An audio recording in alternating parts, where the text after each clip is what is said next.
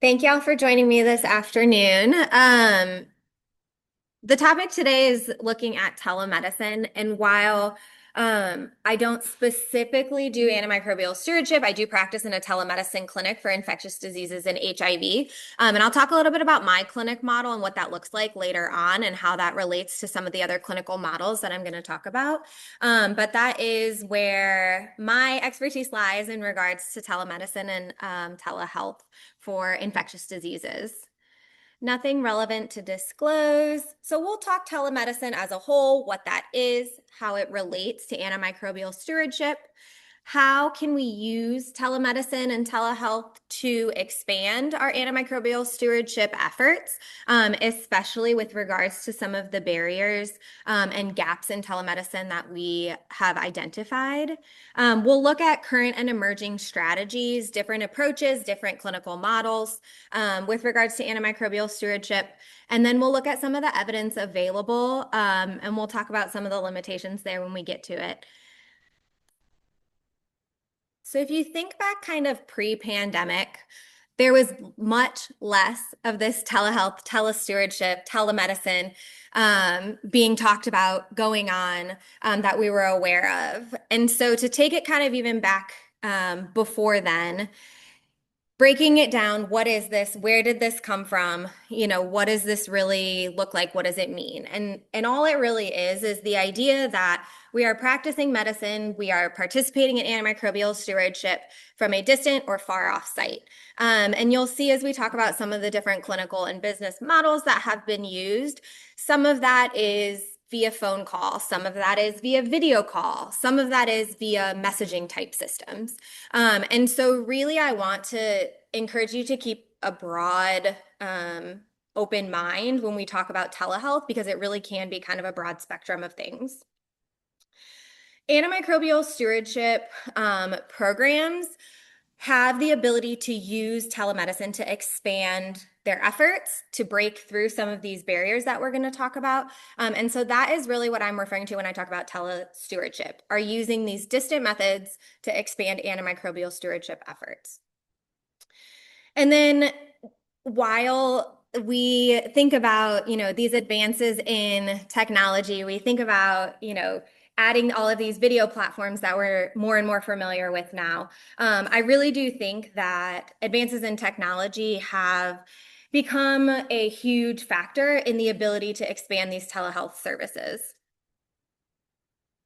This is the last time I'll talk about the pandemic, and then I won't talk about it anymore. But I really do think it is relevant in its ability or its effect on telemedicine as a whole.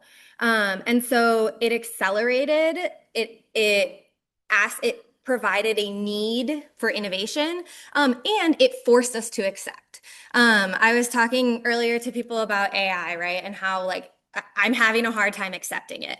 And I think I would probably have a really hard time accepting telemedicine too, as a patient and a provider, if I wasn't forced into it a little bit because of the pandemic. I knew of Skype and Skyping with friends, but to think about the daily use of Zoom and WebEx and all of these platforms. And so I think that it really fast forwarded the acceptance, the innovation, and the ability for these services. One of the benefits of antimicrobial stewardship using telehealth and telemedicine is the ability to expand those services to places where it may not otherwise be able to receive the attention and specialty that it deserves. And so we know you guys sat through presentations this morning, you're interested in antimicrobial stewardship. You know that there are these regulatory requirements that are, we have to meet, but not everywhere has the necessary tools, the necessary resources to achieve all of those goals. And not only that, it's difficult to establish these stewardship services, but it's also difficult to maintain them.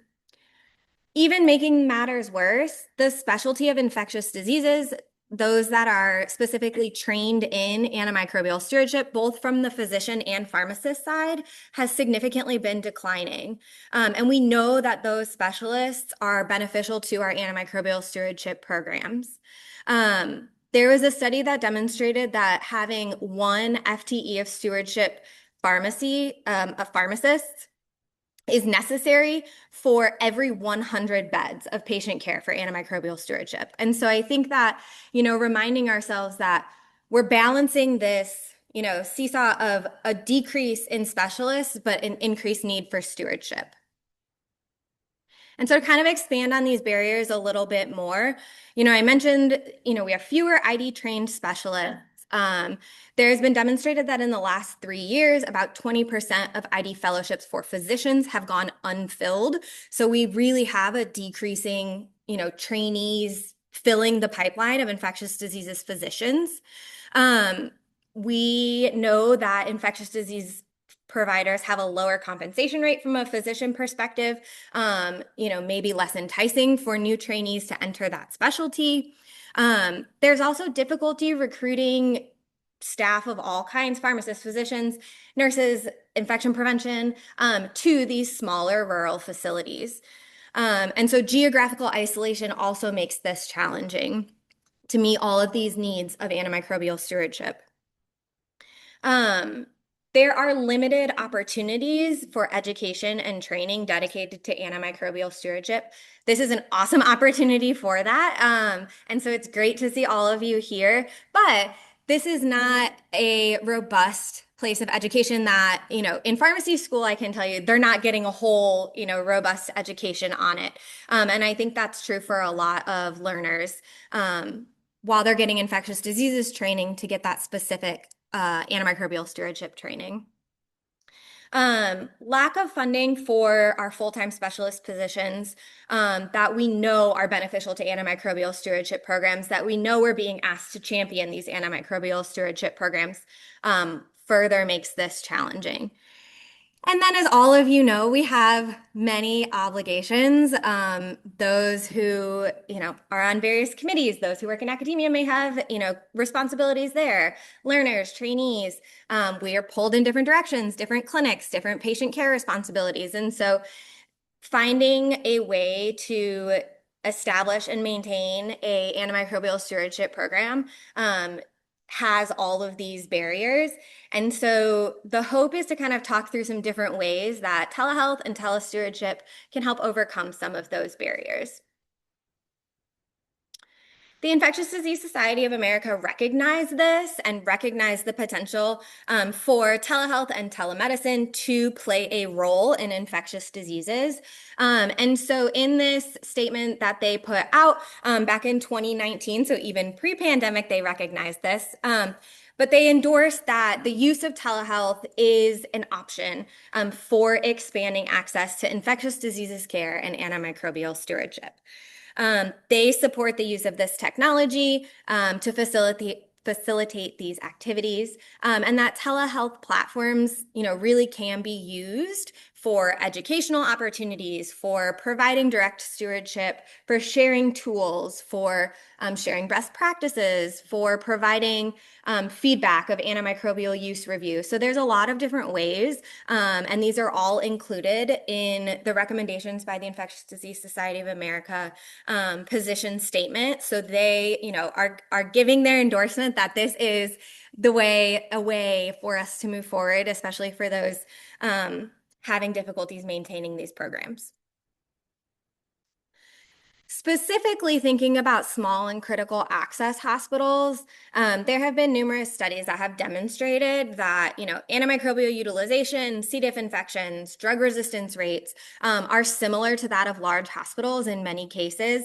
However, they are less likely to have formal stewardship programs or to be meeting all of those CDC core elements. So we know that this is an area that needs further attention, that needs further exploration of ways to meet these demands and overcome these challenges.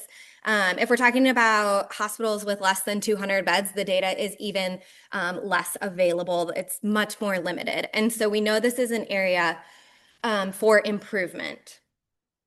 And so the CDC has published their recommendations for the implementation of antimicrobial stewardship at small and critical access hospitals. And they also include the mention of telestewardship or telemedicine to help further expand these services. And so they include, in addition to the core element recommendations, they acknowledge the benefit of off-site support. And really what they're saying there is telehealth opportunities, telehealth services to expand antimicrobial stewardship efforts. They list remote consultation as an option to engage with ID experts that are not physically present. And then they also include the mention of implementing multi-hospital collaborations to potentially expand drug expertise who may not physically be located at each of these individual locations. So I think the next question is, how do we do this? What are the first things we need to take into consideration when thinking about implementing a program, a telehealth or telestewardship program? And so lumped kind of into three big categories. I think of the business model, the technology and confidentiality, and then the clinical model.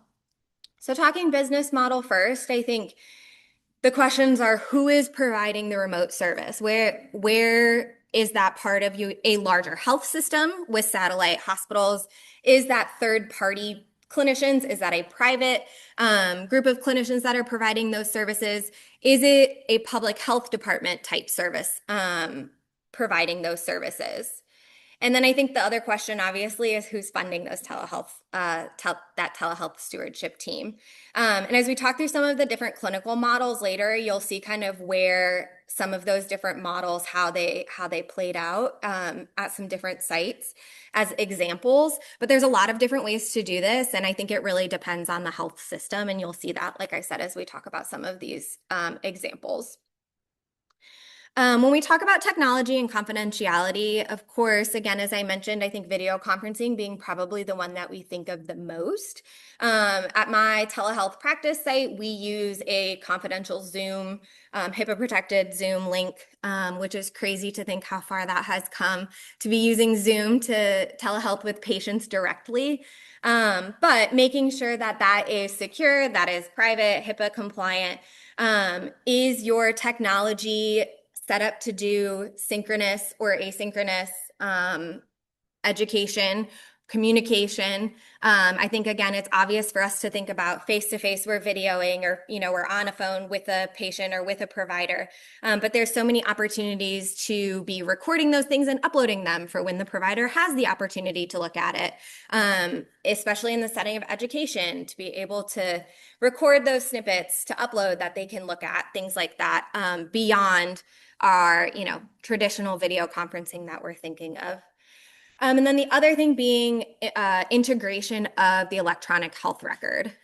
So again, at my clinic, we are able to see the labs that are done that are drawn at the offsite where the patient is. They physically draw the labs there, but the results show up in the electronic health record that I am able to view while I am seeing the patient.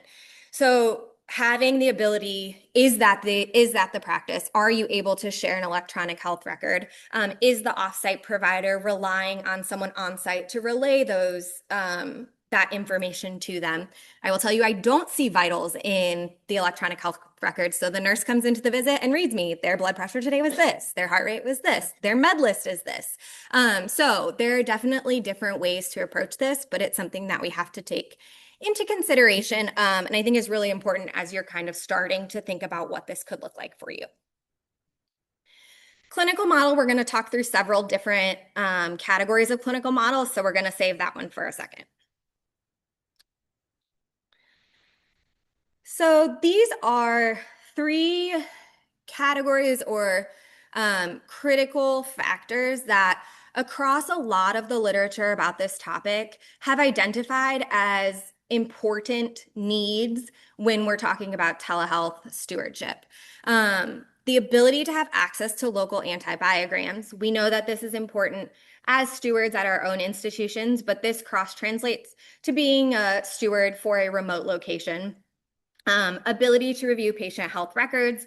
Again, I mentioned the challenges of having to have someone on site reading me information about a patient or from the patient's chart. So what does that look like? The ability to have access to patient records in some capacity. And then access to providing educational programming. And through the different models that I'll talk about, some of them had more robust methods for educational programming than others. And so I think this is one way that we can provide telehealth benefits to offsite facilities without it being direct patient care interventions, the education component. And so being able to have some sort of setup for providing that programming. Okay, so I have grouped the telestewardship clinical models into 3 different categories. Depending on where you look, they will group these differently. They will, give them 6 categories, 5, whatever. This is what I think is a great way to kind of break it down when you're trying to think about where you might fit best as you're starting to think about implementing telehealth and telestewardship. So the first one being a fully remote setup. So this is a setup where the telestewardship is an oversight group that is off-site. Their role, they use a shared electronic health record or provide decision support tools, and then they directly communicate with the patient care provider. So the stewardship team or the antimicrobial stewardship specialists are fully remote. And then you have less involvement from the on-site non-prescribing healthcare professionals. Doesn't make more sense when I compare it to the other models, but the on-site the on-site team is not as robust. So it is off-site stewardship team, those that are the direct patient care prescribers. That is the relationship there. This often looks something like having the offsite team do antimicrobial pre-authorization or maybe prospective audit and feedback, and they are reaching out to those direct care prescribers to make those recommendations. Lack of a middleman, if that also helps as we start to compare. This could be done in asynchronous or asynchronous fashion, as I mentioned before, whether that is through direct video conferencing meetings, whether that is through leaving notes or messages or whatever that looks like with explanations and recommendations. Method 2, or clinical model 2, being our integrated telehealth model. So this, again, we have our off-site telestewardship oversight group. We have an on-site clinical stewardship team, and then we have our direct patient care provider. So this is where our on-site clinical stewardship team is kind of our middleman. There we go. So we still have a version of on-site experts. And so you'll see as I talk about some of the examples that have been published, these are often non-traditionally trained ID physicians or pharmacists or nurses.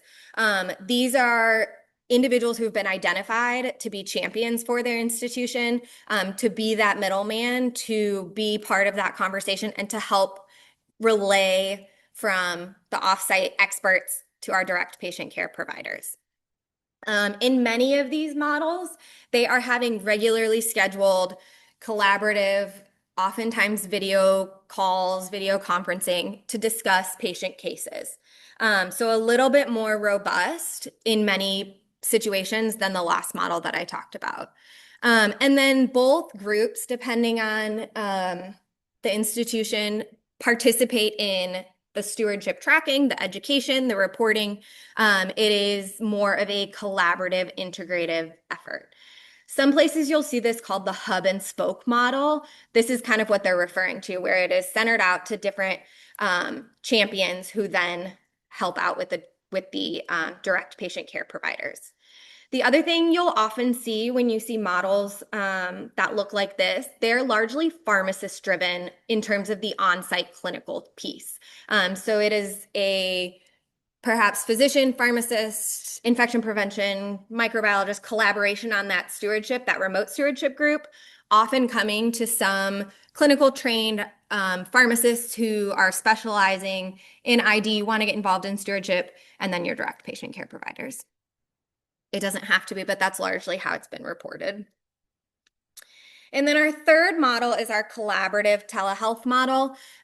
So in this situation, you have, again, your off-site team that is providing education, they're providing tools, they're providing some guidelines or algorithms, those sorts of things.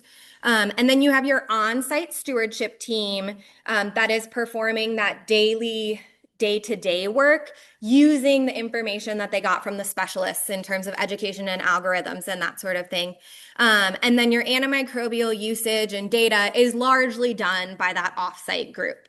So the patient care piece is that middle group, but they're using the tools that have been provided from your experts, if that makes sense. So this is a fully remote group, a little bit more hands-off. Again, you're relying on your on-site team, and then the on-site team are the ones who are actually making those changes.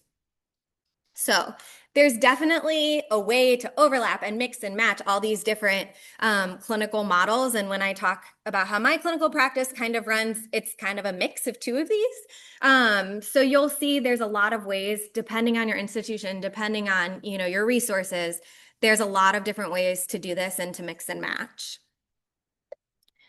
All right, I'm going to move forward by talking about some of the examples in the literature, what their model looked like, what kinds of outcomes they looked at, and some of their successes or findings, what they learned from their program. So the first one is a model out of Pennsylvania. So they had an on-site pharmacist who daily performed review of specific, they called them tier 1 and tier 2 antimicrobials. Basically, their tier 1 antimicrobials were their broad spectrum, more expensive, the ceftoltazos, the ceftaz-avis, some of their more broad spectrum antifungals were included on that list. And then tier 2 were just some of more of our second and third generation cephalosporins. Carbapenems were included on their tier 2 list. And so they had a pharmacist on site that was looking at those daily. They also had their remote ID physician, that was their stewardship champion, who was chart reviewing 2 to 3 times a week with that on-site pharmacist, going through these antimicrobials if there were concerns or questions, but then also looking at specific patient cases. The local pharmacist then was the one who was communicating and facilitating those recommendations after meeting with the ID specialist to the primary care, the direct individuals who are providing direct care to the patients. So in this specific model, it was 2 community hospitals, both had under 300 beds each. They had 3 board certified physicians that were part of this collaborative effort. And then they had 11 total on-site pharmacists at those 2 community hospitals. That being said, none of them were not dedicated full-time to this effort. This was a piece of their responsibilities on top of their other clinical responsibilities. The training that was received by the pharmacists, none of them had prior completion of a residency. None of them had prior ID or antimicrobial stewardship training. Everything came from this effort, this collaboration. They provided local on-site education to the other providers at the institution, at the community hospitals in other specialties as part of the efforts. Again, that group of ID physicians were part of the efforts to create guidelines and algorithms to assist. And then they had monthly telestewardship meetings to discuss these efforts and where improvements still needed to be made in terms of guidelines, algorithms, those sorts of things. With this model specifically, they had a whole lot of outcomes that they wanted to look at. And so shown here are their 9 key targeted interventions. These are probably familiar with other stewardship and interventions that we evaluate in much of our antimicrobial stewardship literature. I think it's important that they looked at what was realistic, what was reasonable, and what types of interventions could be made through the model that they established. So they looked at a 12-month pre-period and then 6-month post implementation of this stewardship model. And what they found was they had an 88.9% acceptance rate on nearly 1,500 recommended interventions. The most common recommendation that they had was de-escalation of antibiotics with nearly an 85% acceptance rate there. I highlight here that they specifically looked at ID consults. There was concern with a lot of telestewardship efforts that on-site ID consults would significantly decline, that local ID physicians wouldn't be getting the consultations that, they were previously because of the benefits of this telehealth stewardship team. They didn't want to compete with them, basically. And so they did look at ID consults and actually found that it significantly increased by over 40%. So they were able to show that there was still an effort towards, the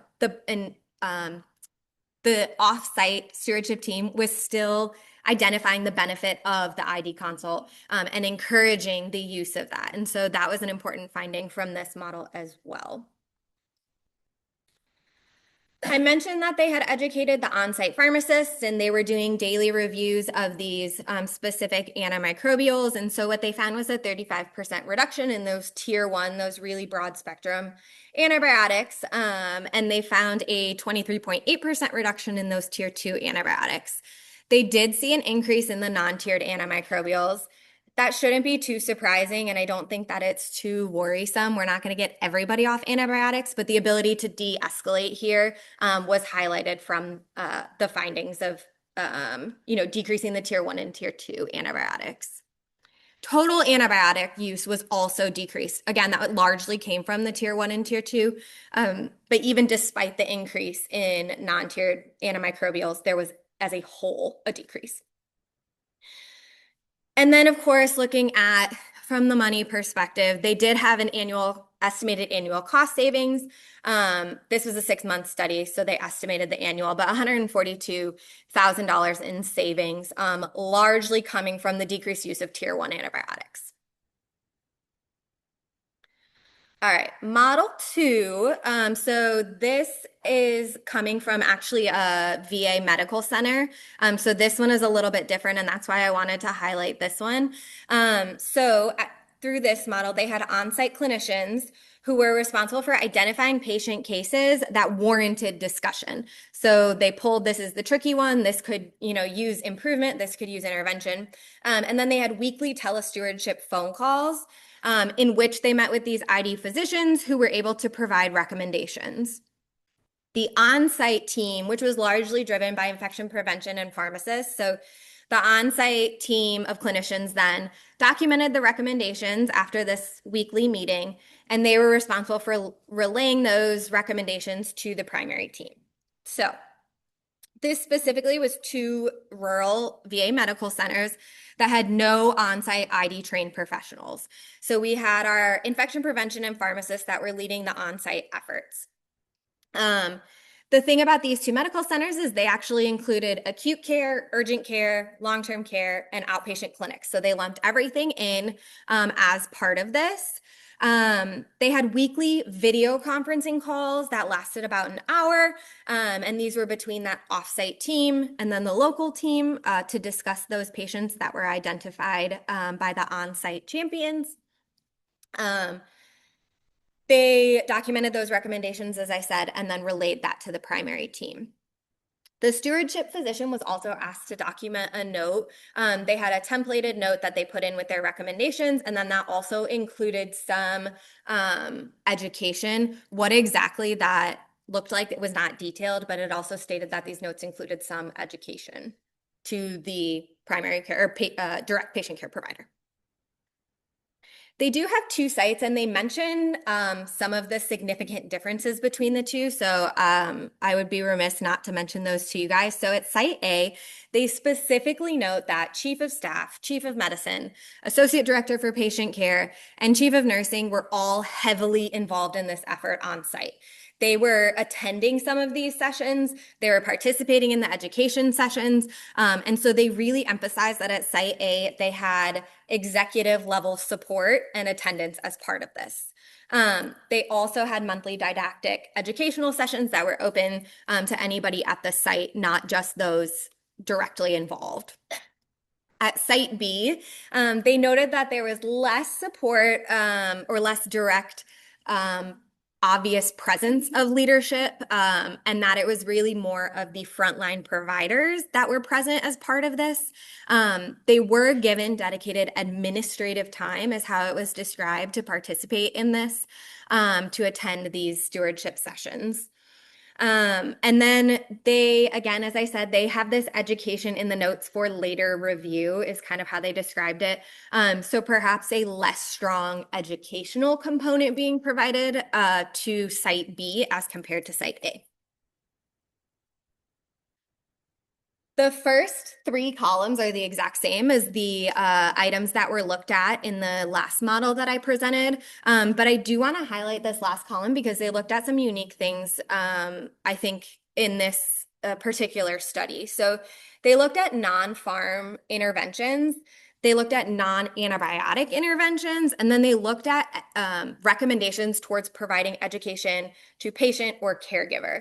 And so this was unique in this trial as compared to some of the others. And so I thought it was worth noting, and I'll share with you kind of what that looked like in their findings. So across the two different sites, they had 140 at Site A and 119 at Site B. You can see the number of total sessions that they had. Again, they were meeting about once a week. So roughly three patient cases per session that they discussed over that hour. Site A had many more recommendations for more patients, but not quite proportional there. And then you can see, similar to how I presented in the last study, accepted antibiotic recommendations was fairly high. And the most common recommendation was to discontinue antibiotics. And that was fairly well accepted across both sites. You will see there was a much larger percentage of recommendations, antibiotic recommendations accepted at Site A. So here's where I mentioned they talked about some of the other interventions that were not directly related to antibiotics, but I think are important. And so one of them that they highlighted being the most common, commonly discussed, commonly recommended, and commonly accepted was the need for additional imaging or labs. And so I think it's important to highlight that, while we're so fixated oftentimes on antibiotics, are we decreasing, are we de-escalating, are we stopping? But there are other meaningful interventions that antimicrobial stewards can make. Thinking about diagnostic stewardship and how labs and imaging can further support our ability to de-escalate or discontinue antibiotics. And so I think it's worth noting that here as well. The other thing I liked about this study is that they ended up interviewing those directly involved and trying to get some feedback from those providers, both those on site as well as the remote providers. And what they identified is that the ID physicians really made all of the participants feel really welcome, regardless of their training or lack thereof in infectious diseases and antimicrobial stewardship. They said they felt comfortable asking questions. They felt encouraged to bring patients, to share their opinions, to share their thoughts. And they felt like they were never made like they made a bad choice or things like that. So they felt comfortable, I think, which is important, especially building those relationships through a TV screen or a computer screen can be challenging. They also mentioned that it improved their confidence. And I think that, through education, through experience, through confidence building, that is then what allows that telehealth model to translate to experts on site.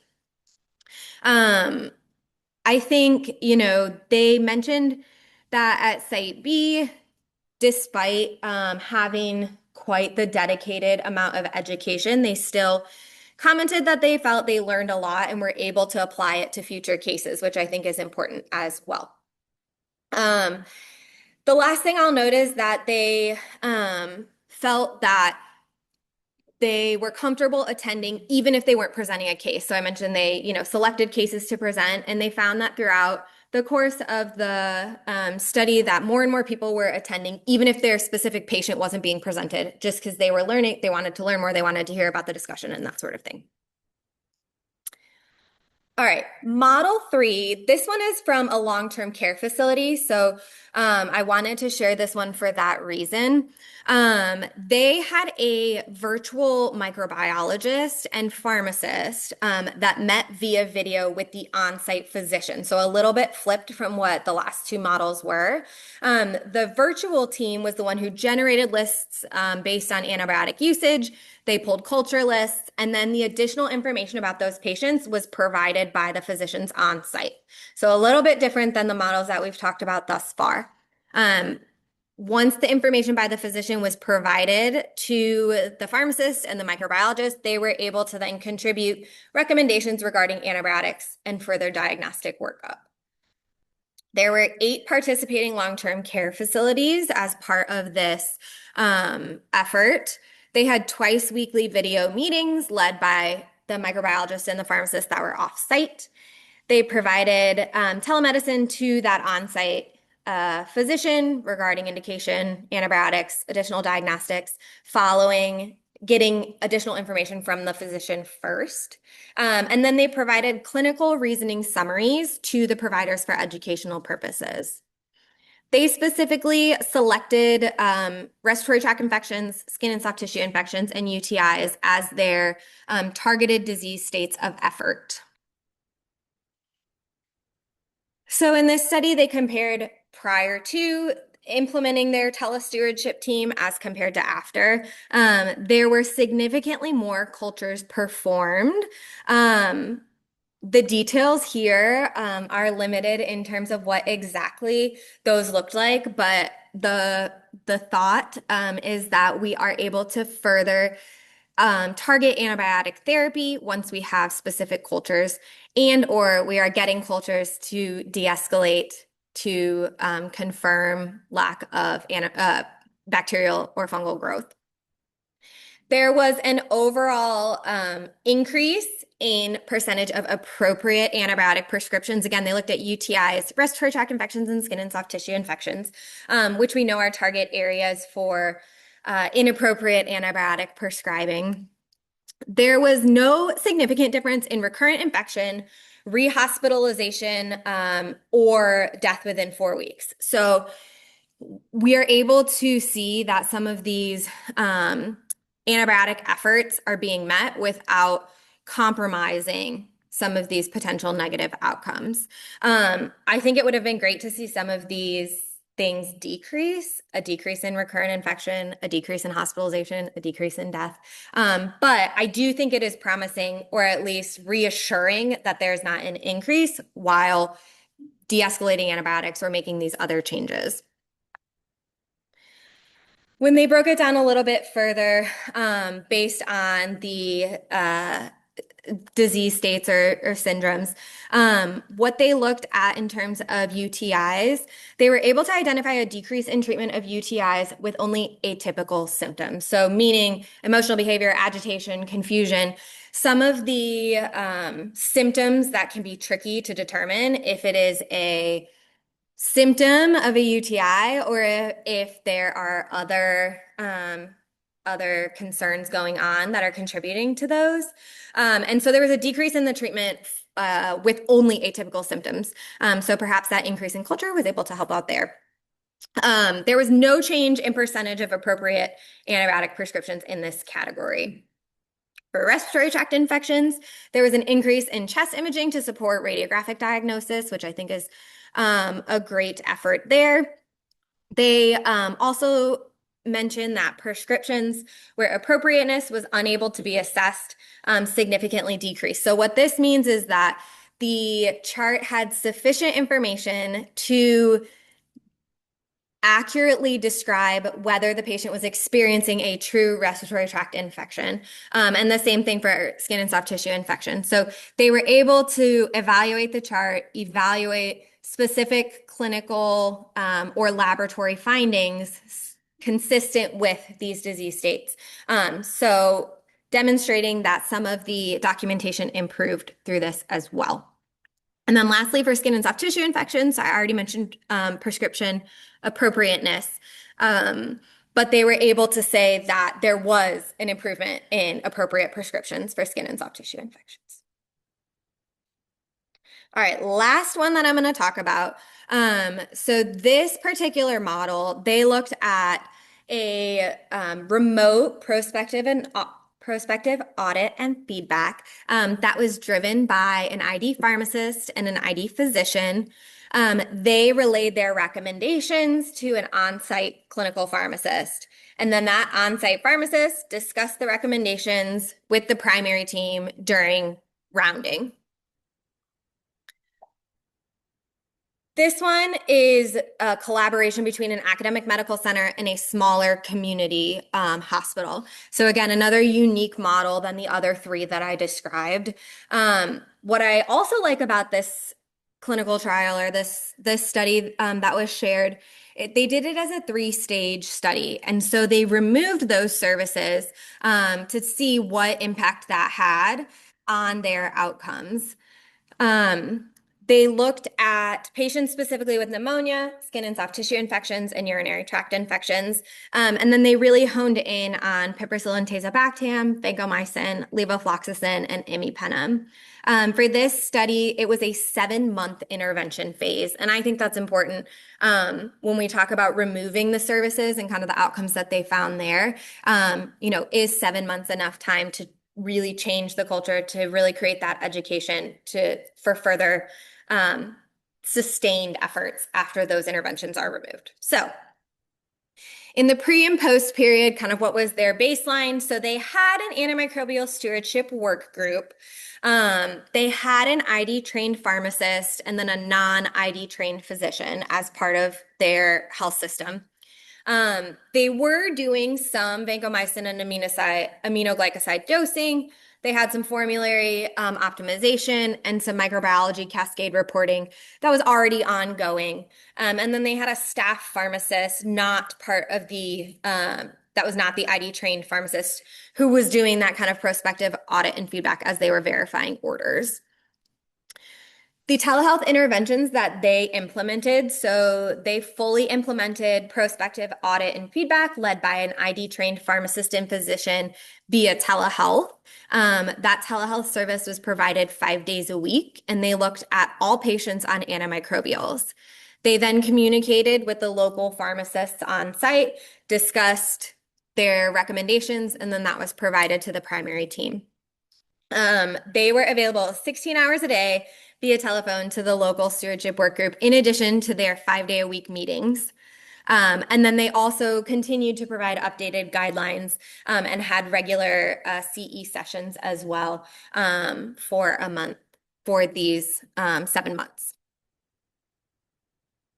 So in this particular study, again, they had 3 phases: that pre-intervention and post-intervention. They had a total of 2,800 patients that received antibiotics during that time. They had, of those, about a third of them received them for those 3 disease states that they were specifically looking at.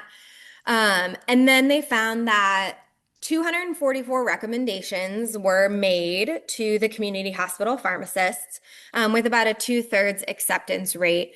And the most common interventions, again, this has been pretty consistent: incorrect empiric therapy, recommending antibiotic de-escalation.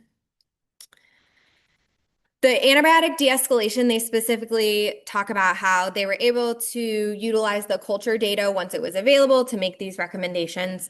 And the most common being that they were eliminating dual anaerobic coverage as part of antibiotic de-escalation.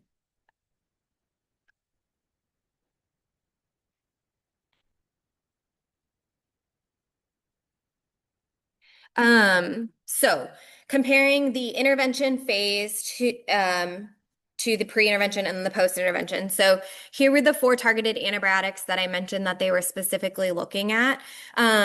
So there was a 62.7% decrease from baseline for imipenem, and then a 66.3% decrease in the post-intervention phase. The only or the noteworthy, I guess, looking at piperacillin tazobactam. So there was only a 7.1% decrease. This was not significant. And then it rebounded 42.8% increase in the post-intervention group. Vancomycin also rebounded and had an increase of 34.2% after removal of the telehealth intervention. Other things they looked at across the 3 different time frames. So length of stay, there was no significant change in length of stay. There was no significant change in 30-day mortality rate. And there was no significant change in readmission rate. I will highlight here this decrease in mean length of stay from the pre-intervention to the intervention group that they did comment on as being a beneficial finding. Again, it rebounded following removal of the intervention services. So just to wrap it up with some best practices as we think about, how each of these models had a variety of findings, perhaps some inconsistent findings, and every model looked different and every model looked at different things. It's really hard. There's a couple of, meta-analyses that have been published and such, but it's really hard because every model looks different. Every hospital looked at different things. Every health system looked at different things. And so it's challenging to say this is the one best model. But I do think there are some best practices as we think about this. And so the first one, making sure that we're having HIPAA compliant technology, making sure we're selecting technology that makes the most sense for your practice, ensuring there's an appropriate business agreement with the third-party technology, those sorts of legal things. Making sure that we're planning for internet technology interruptions or failures, planning for the unplanned. I always think about when you call an insurance company and then they're like, what's the best callback number? I'm like, didn't I call you on this number? But that's their way of getting that, preparing for if there's a call failure, right? Now they can call you back. Establishing a physical location, making sure that it's a private location. I think as people are getting more and more comfortable with working from home, with these hybrid models, that may not be the best, what is the best model for telehealth? We're still physically in an office per our contract with our remote facility. We are still physically present in a specific building that we must be in for our telehealth services. I absolutely think that there's an important benefit to multidisciplinary care. As with many other services, I think that still applies to telehealth and telestewardship. And then abiding by local, state, federal laws regarding telemedicine. I think we're starting, we're getting better and more comfortable with learning these. But they also change. They also are different depending on where you're at and different also depending on your facility and the facility that you're telehealthing with. So just to give a little bit of kind of the model that I am working under. So mine, as I mentioned, is not specifically telestewardship, but I practice telehealth HIV largely with the Illinois Department of Corrections. And so our setup is an ID trained physician, an ID trained pharmacist, as well as a social work supervisor. And we are on a remote video call with the Department of Corrections with the actual prison. They have a dedicated room for these visits. At most of the facilities, it is a television screen that we are on. At some of them, it's a computer screen. We, at the away site, we are seeing the patient and typically a nurse as well in the room. As I mentioned, the nurse is there. They provide our medication list. They provide us our vitals verbally. There are also days where the nurse is, coming to give us our vitals and then they're called away to something or they are not present and the patient is giving us their vitals off of a sticky note. So again, learning to work with these different challenges of telehealth. We have joint access to labs. As I mentioned, they are collecting the labs on site, but I am able to access the results through our electronic health record. And this is where I say we kind of have a mix of different models. So we enter orders for antiretroviral therapy for HIV. We enter them electronically, and they are able to fill the prescriptions. For non-antiretroviral therapy, I am documenting in my note saying, here's what I recommend for hypertension. Here's what I recommend for diabetes, whatever the case may be. but I am not putting in those orders. And so that is where I am providing a recommendation to the on-site provider. So that's where we kind of have this hybrid where like part of it, we are owning the ID pharmacist, the ID physician off-site, and part of it, we are delegating to the on-site providers to evaluate, to make those recommendations. I'm not checking their blood glucose. I'm not checking their blood pressure 3 times a day, whatever the case may be. And so that's where we're delegating some of that. And so I think it's a unique hybrid, and I kind of get to see how there are challenges and benefits of each of those, and how that may apply to stewardship. They do get our notes faxed to them as well, that then they're able to see those recommendations that we have made, and that includes labs as well. We can make recommendations on any labs that we think would be beneficial for the patient. All right, so with that, I know I've given a lot of different types of, programs and models, and, what exactly applies to a certain place is totally going to vary, based on facility size, based on resources, based on needs, and all of those things. But important takeaways from me to you. So I think that telemedicine is one way that we can expand the reach of antimicrobial stewardship, expand the reach of those with ID expertise to places that may not have as robust of services or robust of opportunities in that way. Optimal telehealth models, again, should be individualized based on facility, based on needs, based on resources.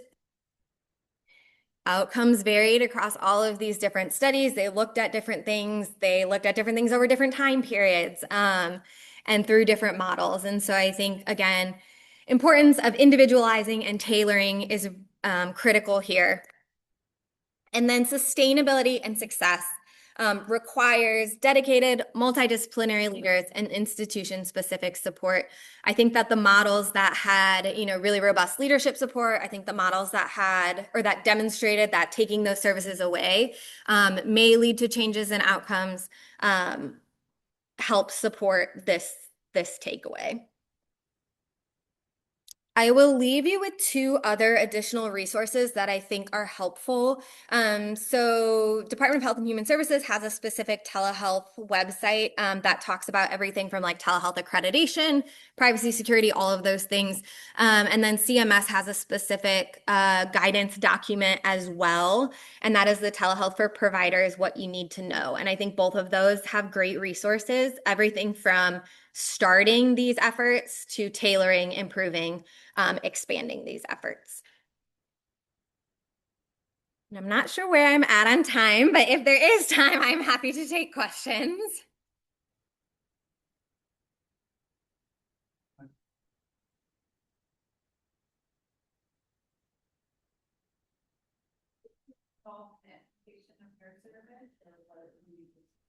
Yeah, I was not. So the service, this is the 11th year of the service. I have been a part of it for the last 6. So I was not there for the initial implementation of it. My predecessor, my coworker who was part of it, she always says I was, the pre-pandemic stewardship or pre-pandemic telehealth gal. But what I can say is I have been part of the efforts to expand the services. So initially we had an HIV service and we had a Hep C service. We now also have an endocrine service, and we are in the process of expanding to chronic care. And so being a part of that expansion has really highlighted some of these barriers for me, and has really helped, I think, helped me understand a lot of how many steps are involved, to say I want to start a stewardship program, to say I want to start a telehealth program, but to actually think about all of these steps. And so I think that being a part of the expansion has really made me think and ask some of these questions that like, oh yeah, like we do have to figure that out. We do have to think about